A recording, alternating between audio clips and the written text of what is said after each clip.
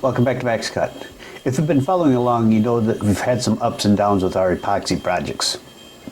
Today I want to share a quick update on our journey from the epoxy fail video to one that turned out surprisingly okay.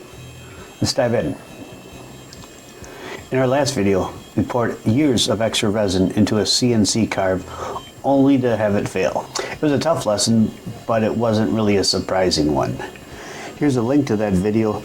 But what I took away from it was to start with a solid piece of wood, perhaps, and then pour epoxy into it and then carve. That's a much better plan. I think so, at least. We'll see. This time, I started with a scrap piece of 1.5" plywood. I created some 3D toolpaths, added some sapele veneer, cut a piece of wenge and glued it in. After doing a 3D carve on that, unfortunately, I lost power.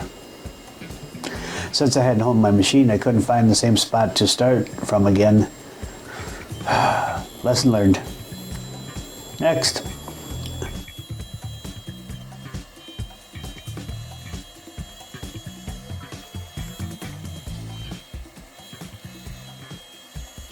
Grabbed a 2x10 that I pulled out of the fire pit. Began with the same 3D toolpath, but decided to try some hatch patterns.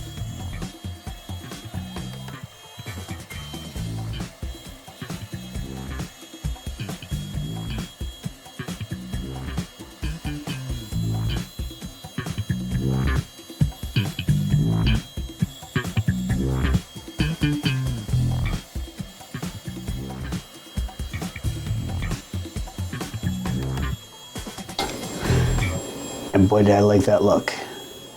I kept experimenting and experimenting.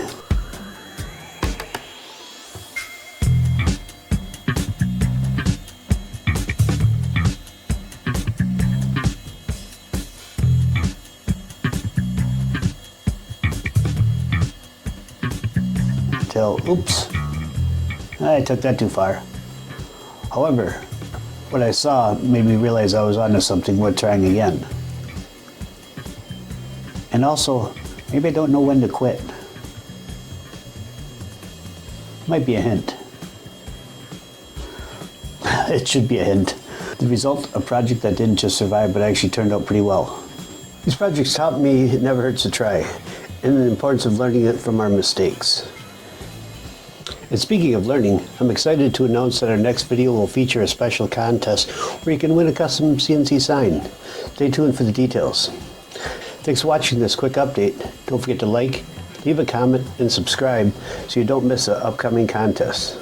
Till next time, keep experimenting. The only failure is not to try.